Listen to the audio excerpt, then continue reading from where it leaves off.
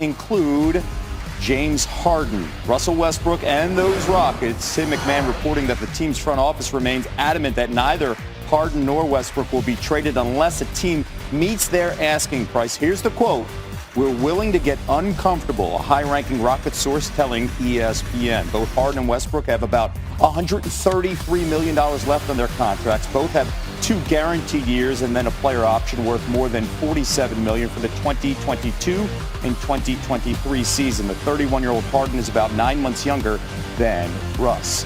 Stephen A. Smith joining us now. And Harden, he turned down a 2-year, $103 million extension, Stephen A. His focus is on playing for the Nets, and we're 34 days away from opening night.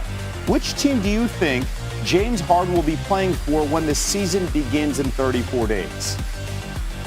Well, listen, if you asked me up to an hour ago, I would have said definitively the Brooklyn Nets, because he's definitely highlighted them as the team he wants to play with, because he wants to play with his former teammate Kevin Durant. He doesn't mind playing with Kyrie Irving, and the combination of the threesome would be the latest version of a big three that obviously would be lethal on the offensive side of the ball. Nobody in the NBA would stop them. The question would be whether or not they could stop anybody else. But clearly, they're going to put up points, and I definitely think that you have to look at them as one of the top 4 teams in the NBA. But then Daryl Morey arrives in Philadelphia as president of basketball operations with Doc Rivers as his coach, and suddenly this is the move that he makes, unloading $81 million over 3 years of a contract that Al Horford had that almost nobody thought they would be able to get rid of. And so when you look at it from that perspective, clearly the Philadelphia 76ers are trying to make moves. Clearly they're about trying to win now.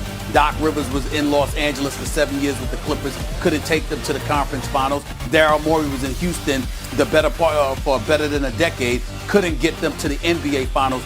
Both of these individuals are hungry as the coach and the president of basketball operations for this franchise. And obviously James Harden willing to turn down $50 million a year for 2 years, specifically 2 years at $103 million.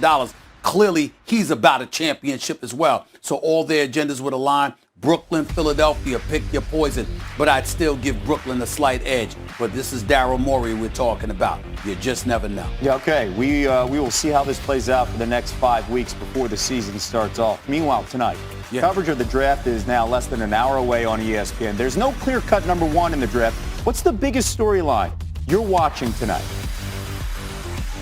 For me personally, I want to see James Wiseman at number 2. And the reason I think that's a big deal is because Klay Thompson didn't play last year. Steph Curry didn't play a majority of last year. And people have forgotten this is the best shooting backcourt ever known to man. If you're talking about pairing them along with Draymond Green, with a guy that's 7'1", that's athletic, that can rebound and defend at the basket, plus can put the ball in the hole, presumably, if he's facing one-on-one coverage. This is something that the Golden State Warriors haven't had. They didn't have it with Zsa Pachulia. They damn sure didn't have it with Andrew Bogut, okay? So if you're talking about adding this 7'1" dude with a tremendous upside to pair him with an experienced guy who's a savant on the basketball court in Draymond Green, and I'm going to reiterate my initial point, the greatest shooting backcourt known to man. There has never been a backcourt that can shoot better than Steph Curry and Klay Thompson together. You're talking about if this guy has anything in his tank, that's presumably what everyone has speculated about. Golden State Warriors in the Western Conference Finals next year. It's just that simple if he's that good. And so I'm watching that. Of course, I'm going to keep my eyes on Charlotte. Can you get Russell Westbrook? I'm going to keep my eyes on the New York Knicks because I'm a homer, even though I know they stink. I believe in Leon Rose and Worldwide William Wesley. But the bottom line is about the Golden State Warriors. And what are they going to draft Wiseman? I think they will, unless Minnesota hoodwinks everybody and takes him number 1. Okay, more from Stephen A. coming up next hour. By the way, right now the Knicks projected to go with Tyrese Halliburton at 8. You would like that pick, Stephen A. We'll hear more from you later on. I would. I